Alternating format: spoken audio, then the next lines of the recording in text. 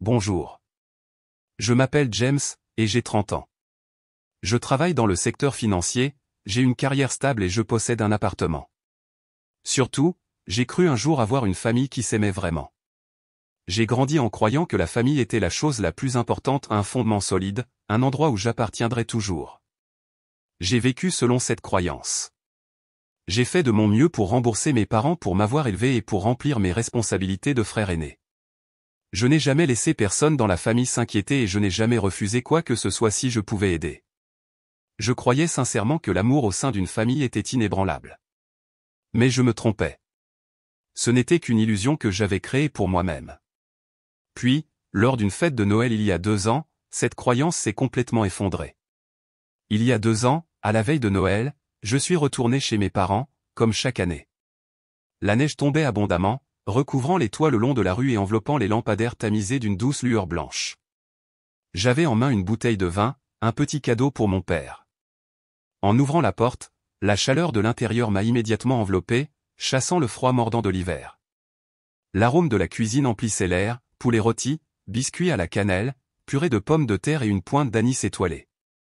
Maman était dans la cuisine, occupée comme toujours. Je pouvais l'entendre marmonner quelque chose au sujet de devoir finir de faire cuire avant que nous soyons tous arrivés. Comme à chaque réunion de vacances, elle voulait que tout soit parfait, de la nourriture au moindre détail sur la table du dîner. Hélène venait d'arriver, traînant une petite valise derrière elle, l'air excité après un long voyage. Elle a souri en me voyant, mais ce fut si faible que je ne pouvais pas dire s'il s'agissait d'un salut sincère ou d'une réponse automatique. J'ai posé la bouteille de vin sur la table à manger, j'ai brossé la neige sur mes épaules et je me suis dirigé vers mon père. Il était assis dans son fauteuil préféré, tenant un verre de vin, les yeux perdus dans la pensée alors qu'il fixait les flammes vacillantes de la cheminée. « Papa, je t'ai apporté ça », ai-je dit, poussant doucement la bouteille vers lui, attendant une réaction.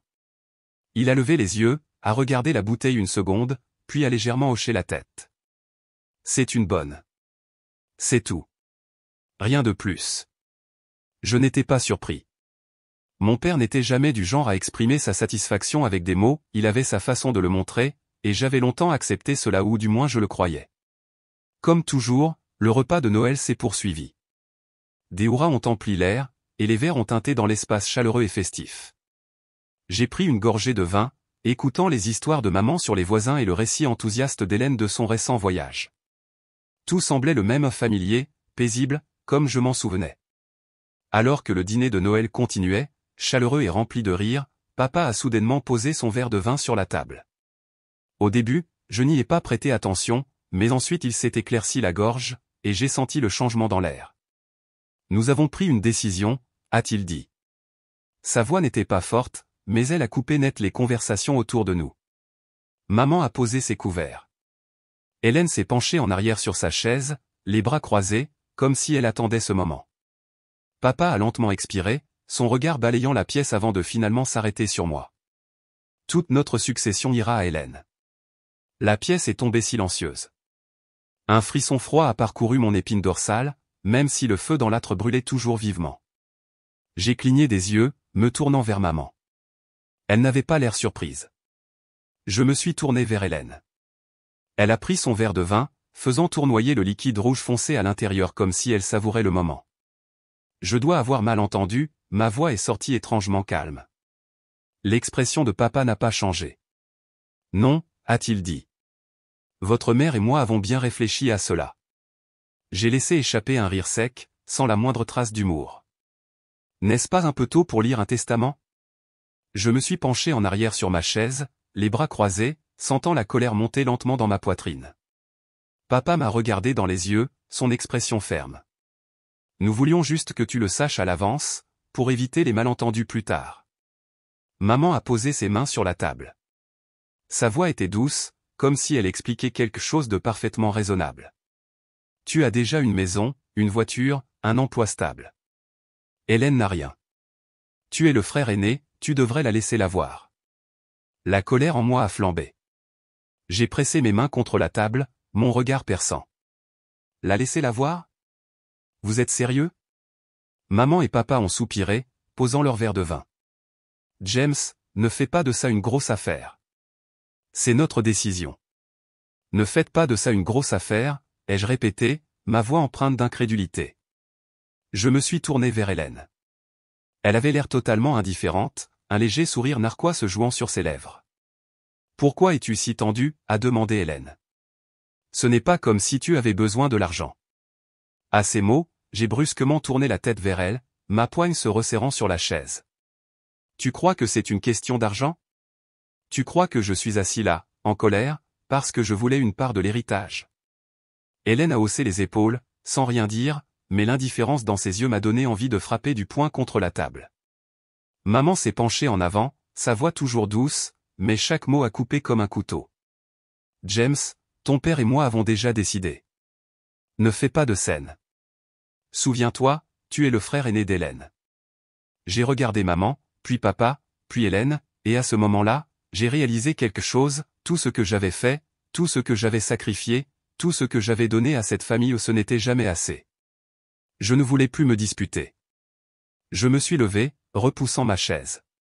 Le grincement aigu du bois contre le sol a résonné dans la pièce. Maman a sursauté, me regardant avec étonnement. « James, où vas-tu » a-t-elle demandé. J'ai attrapé mon manteau sans me retourner. « Chez moi » ai-je dit. « Celle que j'ai achetée moi-même, pas cette maison que je croyais autrefois être la mienne. » J'ai ouvert la porte et je suis sorti. La porte s'est claquée derrière moi. Ce soir de Noël, je n'ai pas seulement quitté cette maison, je me suis éloigné de l'illusion que j'avais une vraie famille. J'ai conduit toute la nuit, la faible lueur des réverbères projetant de légères traînées sur le pare-brise. La neige ne cessait de tomber, dense et implacable, mais peu importe combien il faisait froid dehors, cela ne pouvait jamais égaler le sentiment qui montait en moi. Maman et papa disaient que j'avais tout. Maman et papa disaient qu'Hélène n'avait rien. Maman et papa disaient que je devais céder la place à elle. Je laissais échapper un rire sec, totalement dépourvu d'humour. Mais qu'en était-il de tout ce que j'avais fait ? Il y a 5 ans, quand le toit a commencé à fuir en plein hiver, j'ai envoyé $10 000 pour le réparer afin qu'il n'ait pas à vivre avec l'eau qui coulait à travers le plafond. Il y a 2 ans, cette maison était à quelques jours d'être saisie par la banque après que mes parents ont secrètement pris une hypothèque pour financer le café d'Hélène, un café qui a à peine tenu 7 mois avant de fermer. J'ai payé $50 000 pour sauver cette maison, et maintenant cette maison ne m'appartient plus. Chaque mois, je leur envoyais $1000 pour les aider à payer leurs factures, jamais en retard, pas une seule fois. J'ai offert à papa un kit de pêche haut de gamme pour son anniversaire, celui qu'il avait toujours voulu mais n'avait jamais osé s'acheter. Pour l'anniversaire de maman, je lui ai offert le four moderne qu'elle convoitait depuis des années.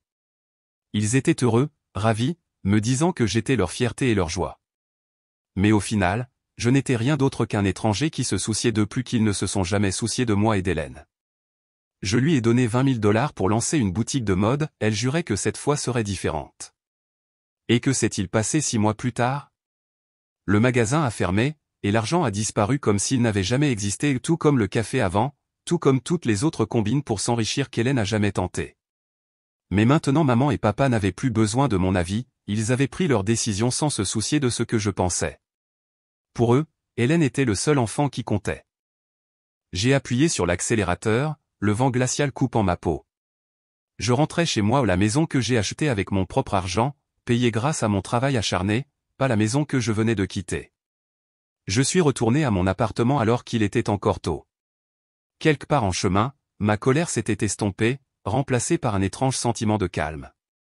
Plus de frustration, plus de questions persistantes, juste une vérité simple, ils avaient pris leur décision, et moi aussi. Je suis entré dans la cuisine et j'ai allumé la cafetière.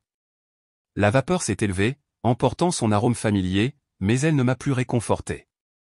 Cette fois, je me suis versé une tasse pleine et je l'ai emportée dehors, m'installant dans la chaise de mon Porsche. Pas d'interruption, pas d'appel de maman, pas de texto de papa, pas de fausse inquiétude d'Hélène, juste moi et la nuit tranquille. J'ai pris une gorgée de café. L'amertume s'est répandue sur ma langue, mais au fond, j'ai ressenti un étrange soulagement. En sortant mon téléphone, j'ai ouvert mon application bancaire. En quelques clics, j'ai annulé tous les paiements automatiques, électricité, eau, assurance, épicerie. Un par un, ils ont disparu de ma liste de transactions. Enfin, j'ai annulé le soutien mensuel de $1000. Si cette maison leur appartenait, ils avaient tout à fait le droit de décider quoi en faire, et l'argent sur mon compte m'appartenait, et je ne leur devais aucune explication. J'ai ouvert mes contacts et j'ai fait défiler des noms familiers, maman, papa, Hélène. Sans hésitation, je les ai tous bloqués. Plus de messages, plus d'appels, plus de liens qui me liaient à eux. J'ai posé mon téléphone, je me suis penché en arrière sur ma chaise et j'ai fermé les yeux. Et puis, comme un torrent, de vieux souvenirs ont afflué, emportant des fragments que j'avais longtemps essayé d'oublier. Je me souviens que, quand nous étions enfants, maman et papa n'avaient jamais de favoris que ce soit pour les cadeaux d'anniversaire ou les dîners de famille, ils essayaient toujours de tout diviser également afin que ni Hélène ni moi ne nous sentions laissés pour compte. À l'époque, je croyais que nous étions une famille juste et aimante où l'affection n'était pas plus importante d'un côté. Mais quelque part en chemin, les choses ont changé. Je ne sais pas exactement quand le favoritisme a commencé. C'était peut-être quand Hélène a commencé le collège, demandant constamment de l'argent pour acheter de nouveaux vêtements parce que tout le monde en avait. Peut-être que c'était quand elle a continué à échouer à ses cours de soutien scolaire, mais maman et papa l'ont rassurée, tant que tu essaies, tu n'as pas besoin d'être la meilleure. Ou c'était quand elle est entrée à l'université grâce à un programme d'admission spécial, tandis que j'ai dû m'enfouir dans les livres pour obtenir une bourse. D'une manière ou d'une autre, je savais une chose, leur favoritisme a créé l'Hélène que nous avons aujourd'hui. Même à 25 ans, Hélène n'avait pas d'emploi stable, pas d'économie, rien. Elle vivait sous la protection de maman et papa, comptant sur l'argent sans fin qu'ils lui envoyaient chaque fois qu'elle avait des problèmes. Et moi? Après avoir obtenu mon diplôme universitaire, je me suis lancé dans le monde du travail, économisant chaque centime et me battant pour chaque occasion de construire ma vie. Mon succès ne m'a pas été offert, il ne venait pas de maman et papa. Personne ne m'a soutenu lorsque j'ai postulé pour des emplois, personne n'a payé mon loyer ou mes frais de scolarité en tant qu'étudiant. J'avais tout construit de mes propres mains, étape par étape, et pourtant ils utilisaient mon argent sans hésitation. Ils ne se sentaient pas coupables, ils voyaient cela comme mon devoir. J'ai posé mon café sur la table, regardant la nuit tranquille devant moi. Je croyais que si je travaillais assez dur, ils me verraient, mais je me trompais. Après cette journée, j'ai essayé de mettre tout cela derrière moi et de me concentrer sur le travail où de nouveaux projets et de nouveaux objectifs m'ont aidé à sortir de la spirale de pensées négatives. Mon emploi du temps chargé m'a occupé du matin au soir, ne me laissant aucun temps pour réfléchir à ce qui s'était passé à ce dîner de Noël. Je n'en ai jamais parlé à personne. C'était fini. J'avais décidé de m'en aller et je n'avais pas l'intention de regarder en arrière. Je pensais que c'était la fin, mais ce ne l'était pas. 2 semaines plus tard, ils se sont présentés à ma porte maman et Hélène. Je ne savais pas comment ils avaient passé la sécurité, mais au moment où j'ai entendu les coups incessants, j'ai su que quelque chose n'allait pas. J'ai posé mes documents sur la table et je me suis dirigé vers la porte, ne voulant pas les laisser entrer. Lorsque je l'ai ouverte, 3 visages familiers m'ont regardé. Je n'étais pas surpris, je m'y attendais, mais je ne pensais pas qu'ils arriveraient chez moi 2 semaines plus tard. Maman a été la première à briser le silence. Sa voix était froide. « James, nous devons parler. » Je suis resté ferme, ne faisant aucun mouvement pour me mettre de côté. Ma voix était stable, inébranlable. « De quoi ? » Papa s'est avancé, son ton s'abaissant à chaque mot, alourdi de désapprobation. « As-tu une idée de ce que tu fais ? » Je l'ai regardé dans les yeux sans broncher. « Que veux-tu dire exactement ? » Maman a serré les poings, prenant une profonde inspiration pour retenir sa frustration. Sa voix était aiguë lorsqu'elle a parlé, chaque mot pressant comme une accusation. « Ne fais pas semblant de ne pas savoir pourquoi. Pourquoi as-tu annulé tous les paiements ? » Hélène a ricané, un petit rire moqueur. Elle a incliné la tête, sa voix traînante et dégoulinant de sarcasme. « Croyais-tu pouvoir faire ça sans le dire à personne ? » Je n'ai pas répondu tout de suite. Je suis resté là, laissant le silence s'étirer, laissant la tension monter. Je les ai regardés les 3 personnes debout devant moi, les personnes qui m'appelaient famille mais ne m'ont jamais vraiment considéré comme faisant partie d'elles. Ils n'étaient pas là parce qu'ils s'inquiétaient pour moi, ils n'étaient pas là pour prendre de mes nouvelles après 2 semaines de silence, ils n'étaient pas là pour se réconcilier ou pour s'excuser. Ils étaient là pour me confronter parce que j'avais cessé de payer pour eux. Ne voulant pas les faire attendre trop longtemps, j'ai pris une lente inspiration, gardant ma voix aussi stable que possible. La personne que vous avez choisie pour hériter de tout devrait être responsable de vous, ai-je dit. Je les ai regardés chacun dans les yeux, sans reculer. Quant à moi, je n'obtiens rien. Papa a serré les poings, sa voix s'abaissant, épaisse de colère. Qui t'a mis au monde? Qui t'a élevé? Tu as une responsabilité envers cette famille. J'ai légèrement incliné la tête, imperturbable. Responsabilité? J'ai laissé échapper un rire sec, vide et dépourvu d'humour. Alors pourquoi Hélène n'a-t-elle aucune responsabilité? Vous a-t-elle déjà envoyé un seul dollar? Maman a immédiatement rétorqué, sa voix s'élevant comme si je venais de dire quelque chose d'inacceptable. C'est ta sœur cadette. Elle n'a pas encore de carrière. Quand elle en aura une, elle nous aidera. Je l'ai regardé pendant un long moment, laissant ses paroles en suspens une promesse vague, une hypothèse fragile sur un avenir qui pourrait ne jamais arriver. Je connaissais mieux que quiconque que quelqu'un comme Hélène ne se débrouillerait jamais seule sans que quelqu'un ne finance son style de vie. J'ai lentement expiré, ne voulant plus me disputer. Rentrez chez vous, ai-je dit. Ma voix était plate, sans émotion. Avant que je puisse appeler la police, ils se sont tous les trois figés. Papa a serré les mâchoires. Maman a ouvert la bouche pour dire quelque chose mais n'a pas trouvé les mots. Hélène m'a regardé, une incrédulité pure dans les yeux, comme si elle ne pouvait pas comprendre que je sois aussi ferme. Je m'en fichais. Il n'y avait plus rien à dire, il n'y avait plus rien à retenir. Ils avaient pris leur décision, et moi aussi.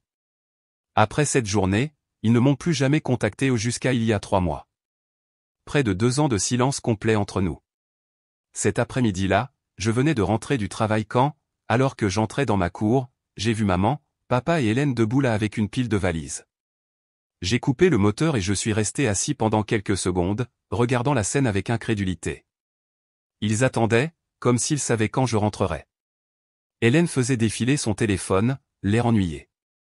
Papa se tenait les bras croisés, son expression irritée, comme s'il se préparait déjà à une dispute. Maman a été la première à s'avancer, sa voix basse mais essayant toujours de paraître douce. Nous devons rester chez toi pendant quelques jours. Je ne suis pas sorti de la voiture tout de suite. Je les ai regardés, puis les bagages entassés autour d'eux. Je n'avais pas besoin de demander pour savoir ce qu'ils projetaient. J'ai ouvert la porte et je me suis appuyé contre la voiture. Ma voix était calme. Que faites-vous ici? Maman a soupiré. La vieille maison a besoin de réparation. Nous n'avons nulle part où aller. C'est juste pour quelques jours. Tu ne peux pas nous aider? Je n'ai pas cligné des yeux. Ma voix est restée ferme. Non. Vous pouvez prendre un hôtel. Le froncement de sourcils de papa s'est approfondi, son ton devenant vif. James, ne sois pas comme ça.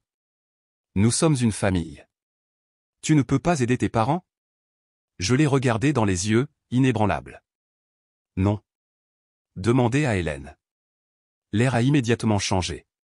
Maman s'est brièvement figée, tandis qu'Hélène a finalement levé les yeux de son téléphone. J'ai maintenu mon regard, sans détourner les yeux. Tu as tout laissé à elle. Cela signifie qu'elle est responsable de vous. Pour moi, je n'ai rien obtenu. Mes paroles sont restées suspendues dans l'air. La voix de mon père s'est abaissée, emplie d'une fureur contenue. Espèce d'ingrat égoïste.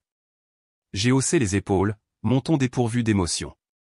Pensez ce que vous voulez. Je vous l'ai déjà dit, celui que vous choisissez devrait être celui qui s'occupera de vous. Sans attendre de réponse, je me suis retourné, je suis remonté dans ma voiture et j'ai claqué la portière.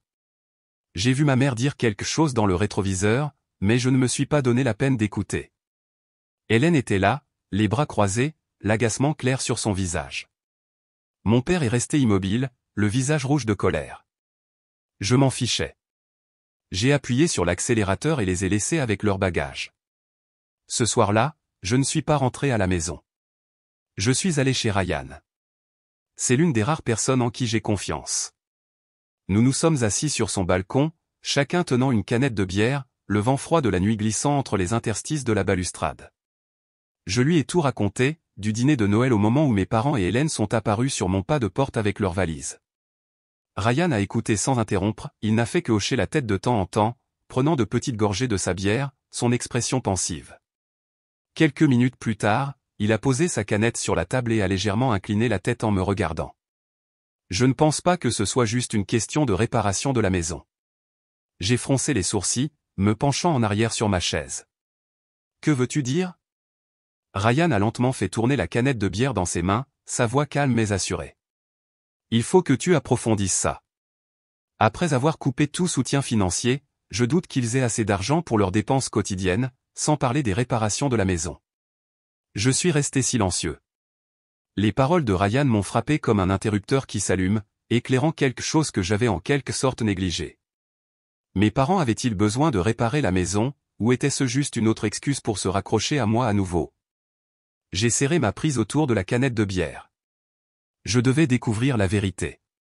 Le lendemain, j'ai fait un léger détour devant la maison de mes parents en allant au travail. Une partie était due à la curiosité, une autre partie était due aux paroles de Ryan de la nuit précédente, qui persistaient encore dans mon esprit. S'ils avaient vraiment besoin de réparer la maison, je voulais le voir moi-même. Mais lorsque je me suis arrêté devant la vieille maison, il n'y avait aucun signe de rénovation, pas d'échafaudage, pas d'ouvriers, pas de matériaux de construction. Tout avait l'air identique à la dernière fois où j'y étais allé. Je me suis arrêté près du portail, balayant des yeux les environs. Un sentiment d'inquiétude m'a envahi, devenant de plus en plus fort à chaque seconde. Mais avant que je puisse m'y attarder davantage, une voix familière m'a appelé de l'autre côté de la clôture. « James. » Ça fait longtemps. Je me suis retourné. C'était Mark, notre voisin de longue date. Je lui ai fait un signe de tête, gardant ma voix neutre. « Bonjour, Mark. J'ai entendu dire que tes parents rénovaient la maison, alors je suis passé pour voir comment ça allait. » Mark a légèrement froncé les sourcils, puis a laissé échapper un petit rire, son expression empreinte de confusion. « Rénover ? Non, ils ont vendu la maison la semaine dernière. Les nouveaux propriétaires emménagent déjà. » Vendu la maison, ai-je répété, ayant besoin de m'assurer que je n'avais pas mal entendu. Mark a hoché la tête, son ton décontracté, comme s'il parlait de quelque chose de tout à fait ordinaire. Oui. D'après ce que j'ai entendu, ils l'ont vendu pour financer un investissement pour Hélène. Ils ne t'ont pas dit ? Je n'ai pas répondu tout de suite. J'ai juste souri à un sourire faible, indéchiffrable. Je ne savais pas si c'était de l'amusement ou de l'amertume. Puis je les remerciai et je me suis retourné pour partir. J'avais pensé qu'ils étaient venus me voir parce que leur maison avait besoin de réparation, mais non, ils l'avaient vendue, et ils ne m'en avaient jamais parlé. Je n'ai pas perdu une seconde. Arrivé au bureau, j'ai immédiatement contacté Daniel, un ami qui travaillait dans l'immobilier, lui demandant de se renseigner sur la vente de la maison de mes parents. Je devais savoir ce qu'ils avaient fait et pourquoi ils étaient venus chez moi en me demandant de les héberger. Cela n'a pas pris longtemps. Daniel m'a rappelé, mais sa voix était plus basse que d'habitude, empreinte d'hésitation. « James, es-tu sûr de vouloir savoir ? » J'ai fermé les yeux, inspirant profondément. « Dis-moi. » Daniel a soupiré. « Il s'avère qu'après que tu aies coupé le soutien financier, tes parents n'ont rien fait pour s'adapter. Ils ont contracté un prêt de 300 000 $ en hypothéquant la maison. » Un frisson a parcouru mon épine dorsale alors que je serrais ma prise sur le téléphone. Qu'ont-ils fait avec le ? Daniel a hésité un instant avant de continuer. Ils ont donné 250 000 $ à Hélène pour investir dans la crypto-monnaie. J'ai fermé les yeux, la colère montant dans ma poitrine. Daniel a laissé échapper un rire sec, totalement dépourvu d'humour. Qu'est-ce que tu en penses ? Tout est parti ou tout perdu en quelques mois seulement. Je n'ai rien dit pendant plusieurs secondes. Daniel a continué, quant aux 50 000 $ restants, ils les ont utilisés pour couvrir leurs dépenses de subsistance et rembourser les intérêts du prêt. Mais lorsqu'ils ont réalisé qu'ils ne pouvaient pas faire face à l'énorme dette, ils ont vendu la maison pour 500 000 $ pour rembourser la banque. Je me suis penché en arrière sur ma chaise, un vide immense s'installant en moi. Ils avaient tout perdu non pas parce que j'avais cessé de les soutenir, mais parce qu'ils s'étaient eux-mêmes poussés dans le précipice. Cet après-midi-là, je suis rentré chez moi. Les voir debout à ma porte, ne montrant aucun signe de départ, ne m'a pas surpris.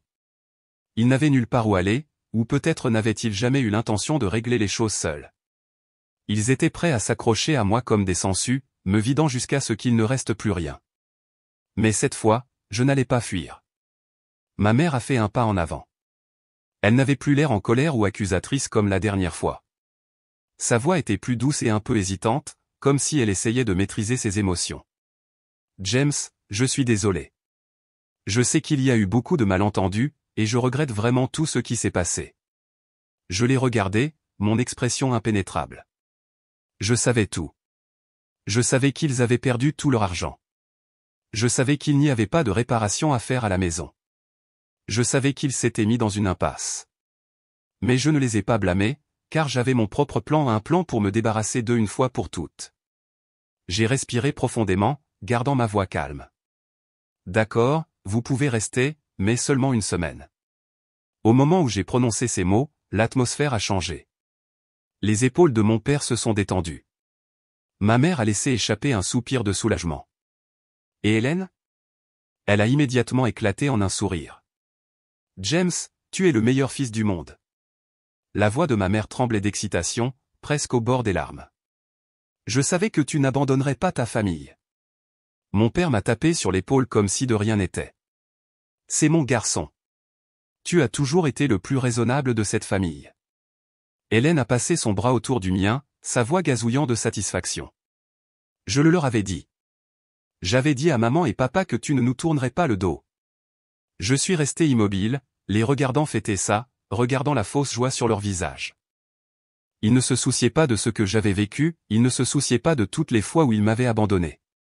Et maintenant, je le voyais plus clairement que jamais. Mais cette fois, je n'étais pas en colère, je n'étais pas amer. Je me sentais simplement calme parce que je savais que dans une semaine, tout serait fini. Une semaine est passée.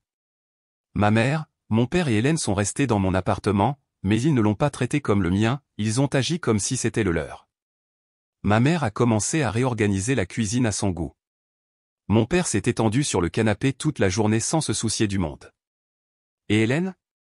Elle a même invité ses amis, organisant de petites réunions comme si c'était chez elle. Quand je l'ai découvert, j'ai juste ri. Je n'étais pas en colère, je n'ai pas réagi. Je voulais qu'ils profitent de leur bonheur aussi longtemps que possible avant que tout ne s'effondre. Comme je l'avais prédit, ma mère m'a pris à part dans la cuisine alors que la semaine touchait à sa fin. Sa voix était douce, mais il y avait une pointe de prudence. James, pouvons-nous rester un peu plus longtemps? La vieille maison n'est toujours pas prête.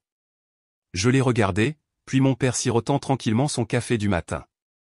Hélène était là aussi, les jambes croisées sur le canapé, faisant défiler son téléphone comme si rien d'autre n'avait d'importance.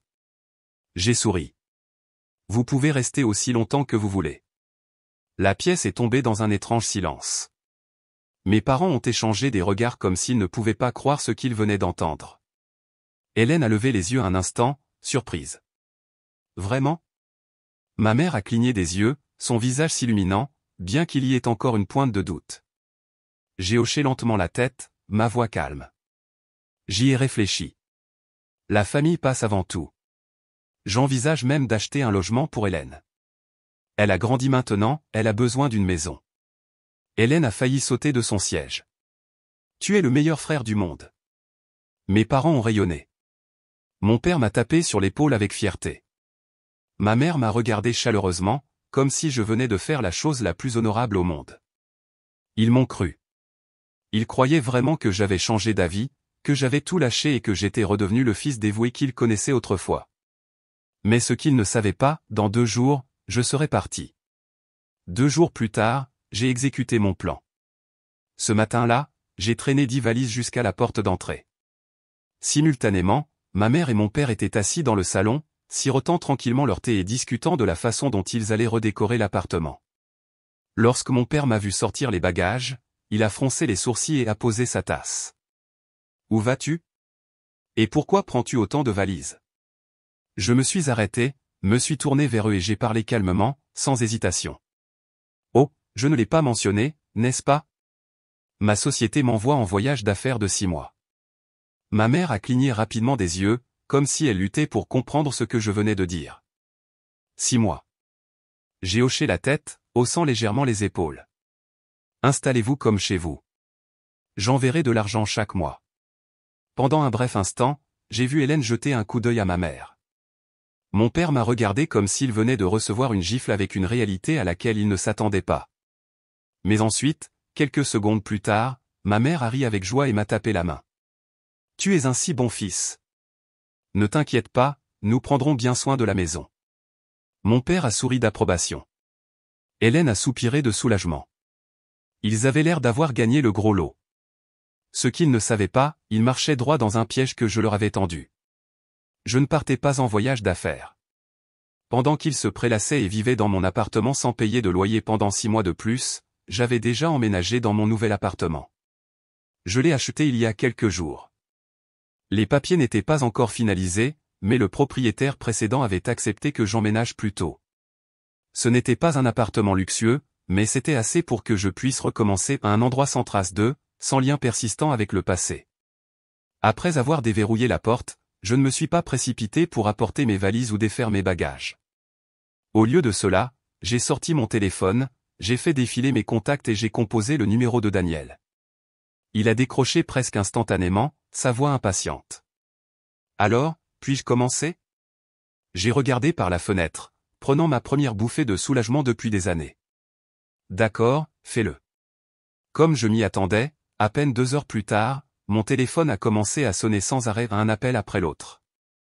Les messages ont inondé l'écran, clignotant à répétition comme s'ils perdaient la tête, mon père, ma mère, Hélène. Je n'ai pas décroché, je suis juste resté assis là, les laissant appeler, les laissant paniquer. L'écran s'est rallumé à un autre message de ma mère, James, décroche. Qu'est-ce que tu veux dire que la maison est vendue? Immédiatement après, un texto d'Hélène, James, où es-tu? Explique-toi. J'ai regardé l'écran, lisant et relisant leurs messages paniqués et désespérés, puis j'ai ri. Je ne savais pas si c'était la satisfaction de gagner ou juste un rire amer et moqueur de ma propre vie. Mon téléphone m'a notifié 99 appels manqués des personnes même qui, il y a quelques jours encore, récoltaient joyeusement les fruits de leur choix. Mais maintenant, ils avaient tout perdu, et j'ai pensé qu'il était temps de tout révéler. Le 100e appel a sonné. J'ai regardé l'écran de mon téléphone et j'ai vu le nom familier clignoter. Prenant une profonde inspiration, j'ai lentement appuyé sur le bouton de réponse. Au moment où j'ai parlé, ma mère a crié dans le téléphone, sa voix presque hors de contrôle. « Où diable es-tu? Qu'est-ce que tu veux dire que tu as vendu la maison ?» J'ai laissé échapper un rire sec, me penchant en arrière sur ma chaise, mon ton indifférent. « Donc, vous avez découvert. Pourquoi diable as-tu la maison? Où sommes-nous censés vivre maintenant? » Mon père a rugi, sa voix un mélange de colère et de panique. Hélène n'a pas pu se retenir non plus, elle a crié directement dans le téléphone. « Tu es un bâtard. Tu veux qu'on soit sans abri. » Je n'ai pas répondu tout de suite. Je les ai laissés déverser leur rage et ressentir le désespoir qu'ils m'avaient autrefois forcé à endurer. Puis j'ai souri à un sourire léger, mais glaçant. « Calmez-vous. Je viens de faire exactement ce qu'Hélène a fait. » J'ai fait une pause un instant avant de continuer, ma voix aussi stable que si je discutais du temps. J'ai hypothéqué la maison, j'ai retiré 250 000 $ pour investir dans la crypto-monnaie, et j'ai tout perdu. La seule option maintenant est de vendre la maison. Un silence de mort a rempli l'autre bout du fil. Il a fallu quelques secondes avant que ma mère ne parle enfin, sa voix tremblante. « Pourquoi ne nous as-tu pas parlé avant ?» J'ai laissé échapper un court rire, ce n'était ni amusé ni moqueur, juste un rire de l'ironie de la situation. « Oh, et lorsque vous avez vendu la maison, tout laissé à Hélène, et investi dans son avenir, vous m'avez-vous parlé avant ?» Un autre silence. « C'est mon père qui l'a rompu », sa voix était rauque, plus furieuse, juste perdue. « Tu te venges de ta propre famille, James ?» Je n'ai pas hésité. Chaque mot est sorti net et clair. « Non, je ne me venge de personne. Je me libère simplement des sangsues qui vous êtes tous. » Cette fois, mon père n'est pas resté silencieux. Il a rugi, espèce d'ingrat. « Tu n'es pas mon fils. » J'ai fermé les yeux, j'ai respiré profondément et j'ai souri. « Vous vous trompez, » ai-je dit légèrement, ma voix inébranlable. « Je n'ai jamais eu de père ni de mère comme vous. » De l'autre côté, j'ai entendu ma mère sangloter, Hélène maudire, et mon père tomber complètement silencieux. « À partir de maintenant, considérez-moi comme inexistant, et vous feriez mieux de faire vos bagages et de sortir de cette maison à moins que vous ne vouliez que le nouveau propriétaire appelle la police. » J'ai fait une pause, comme si je venais de me souvenir de quelque chose. Oh, et une dernière chose, ma voix n'était plus légère, elle était acérée comme un rasoir. J'ai vendu la maison, et j'ai vendu les meubles aussi. Ne pensez même pas à saccager les lieux ou à vendre quoi que ce soit, si vous le faites, le nouveau propriétaire vous poursuivra, et vous serez derrière les barreaux. Sans attendre de réponse, j'ai raccroché. C'était la fin. Après avoir terminé l'appel avec eux, je n'ai pas perdu une autre seconde. J'ai pris mes clés de voiture, j'ai conduit directement au fournisseur de services mobiles le plus proche et j'ai demandé un nouveau numéro de téléphone. Je ne voulais plus jamais qu'ils me dérangent. Je ne leur devais rien. À partir de maintenant, ils ne pourraient plus jamais me trouver. J'avais planifié mon évasion 2 semaines à l'avance. Je savais qu'ils ne me laisseraient pas partir si vite, il n'y avait aucun moyen qu'ils s'en aillent sans s'accrocher davantage, alors je me suis assuré de garder une longueur d'avance. J'ai demandé à Daniel de vendre la maison de toute urgence, même si cela signifiait subir une légère perte. Le profit ou la perte n'avait pas d'importance, je devais juste me libérer. Et maintenant, 3 mois se sont écoulés. 3 mois sans être dérangé. 3 mois sans appel exigeant des responsabilités. 3 mois de vie véritablement pour moi-même. Je n'ai aucune idée de ce que font mes parents et Hélène maintenant, et franchement, je m'en fiche. Ils ont fait leur choix, et j'ai fait les miens. Je sais que mon histoire suscitera le débat. Certains seront d'accord, croiront que j'ai bien fait de rompre les liens avec une famille qui ne me voyait que comme un distributeur automatique de billets. D'autres me condamneront, disant que j'étais trop sans cœur, trop cruel pour abandonner mes parents. Mais qu'en pensez-vous? Que pensez-vous de ma décision? Et si vous étiez à ma place, qu'auriez-vous fait? Laissez vos réflexions dans les commentaires ci-dessous. N'oubliez pas de vous abonner, d'aimer et de partager l'histoire. Merci de m'avoir écouté.